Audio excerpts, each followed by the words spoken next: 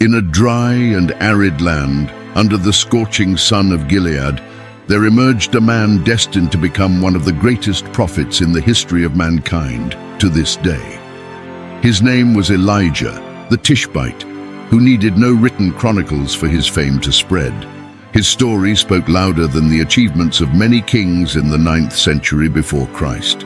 Elijah shone like a beacon of truth, challenging kings and reviving faith in a kingdom plunged into shadows. Elijah's relevance in the divine plan was unquestionable, foretold in Malachi chapter 4, verse 5, "Behold, I will send you Elijah the prophet before the coming of the great and dreadful day of the Lord."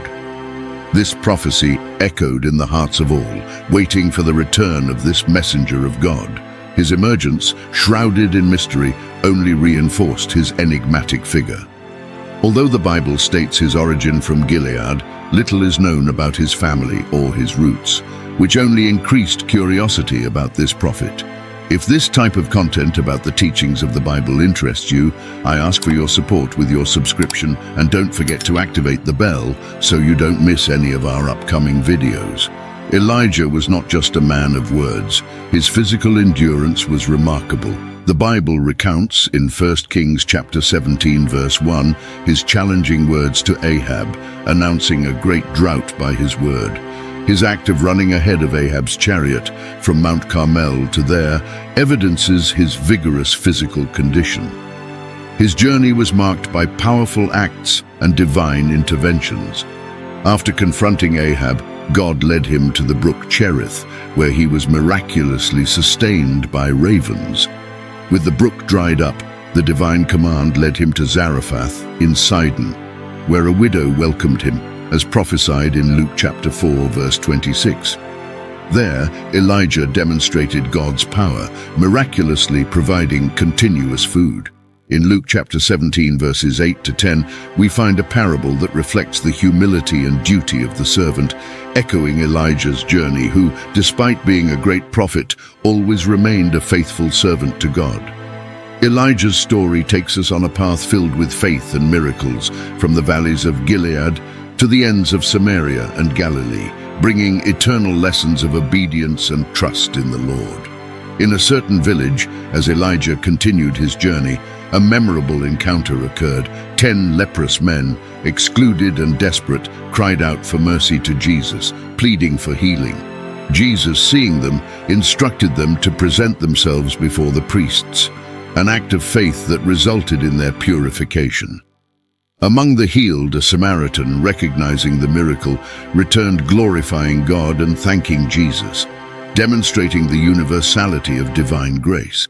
Upon arriving at Zarephath, Elijah found a widow facing scarcity. Her last resources of flour and oil were nearly depleted. Elijah, however, brought a message of hope. He first asked for a loaf of bread and promised that the supplies would last until the return of the rains. This promise tested the widow's faith, confronting her and trust in God. The widow's son, however, fell gravely ill. At the peak of despair, the woman confronted Elijah, reflecting human pain in the face of suffering. Elijah, moved by compassion and trust in God's power, interceded for the boy, taking him to his room. Elijah cried out to God, stretching himself over the boy in an act of intense supplication. The miracle occurred. Life returned to the boy. The mother, witnessing God's power through Elijah, recognized in him a true man of God, whose words reflected divine truth. This act reaffirmed Elijah's mission and demonstrated God's mercy, even in the most painful circumstances. The widow's faith was restored, and the miracle served as a testimony of God's presence and power. On Mount Carmel, Elijah would face another challenge.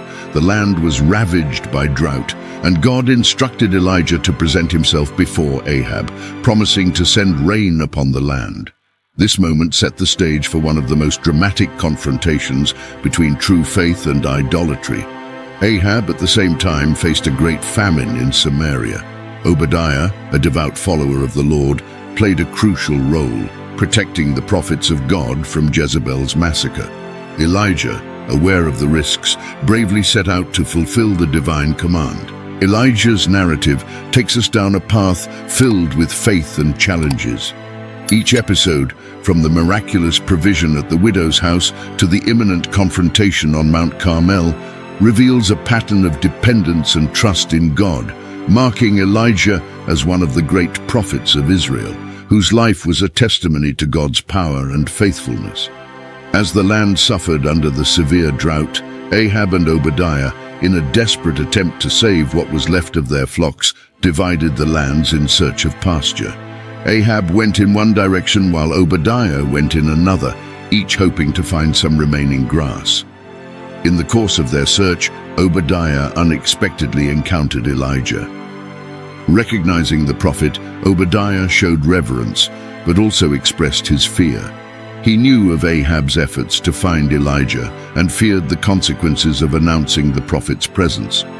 Obadiah, a man of faith since his youth, revealed to Elijah how he had protected the Lord's prophets, risking his life before Jezebel's wrath. His loyalty to God was unbreakable, but the fear of reprisals from Ahab was palpable. Elijah, however, assured Obadiah that he would present himself before Ahab. This promise represented more than a meeting. It was a confrontation of faith, a prelude to a greater challenge to come on Mount Carmel. Obeying Elijah, Obadiah went to meet Ahab and announced the prophet's presence. Ahab, upon meeting Elijah, confronted him, accusing him of being the cause of Israel's troubles. Elijah firmly refuted this, pointing out that the true cause of the country's woes was idolatry and disobedience to God. Elijah then proposed a decisive challenge on Mount Carmel to gather all of Israel, including the 450 prophets of Baal and the 400 prophets of Asherah. It was a call for the people to decide whom they would truly serve, the Lord or Baal.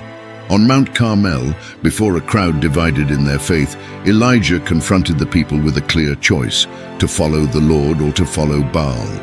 His message was direct, challenging the people to make a definitive decision. The test would be simple yet powerful. 2 bulls would be prepared, one for the prophets of Baal and another for Elijah. But only the true God would answer with fire from heaven. The people, realizing the seriousness of the challenge, agreed to the test. Elijah instructed the prophets of Baal to choose and prepare their bull, calling on their gods to light the fire. This moment was crucial, not just a test of divine power, but a confrontation between true faith and the idolatrous practices that had corrupted Israel. The prophets of Baal, in desperation, called on their God from dawn until noon, but their prayers remained unanswered. Amid the silence, they resorted to extreme rituals, marking their bodies with cuts in hopes of a divine manifestation. Elijah, observing the futility of their efforts, taunted them, suggesting Baal might be busy or distant. The desperation of the prophets of Baal grew, but neither their loud voices nor their self-flagellation rituals evoked any response. Then Elijah called the people to come closer. In front of everyone, he rebuilt the Lord's altar that was broken and forgotten, using 12 stones representing the 12 tribes of Israel. Elijah reaffirmed the unity and spiritual heritage of the people. He carefully prepared his sacrifice, placing the wood and the cut bull, and then ordered that water be poured over the altar, not once, but 3 times, completely saturating the sacrifice and the wood, making the challenge even more impressive. At the moment of sacrifice, Elijah prayed to the Lord. His prayer was not just for a supernatural response, but also for the people's hearts to turn back to God.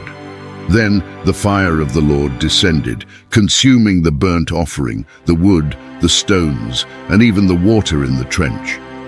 Before this miracle, the people in reverence recognized the sovereignty of the Lord, exclaiming in unison, "The Lord, He is God."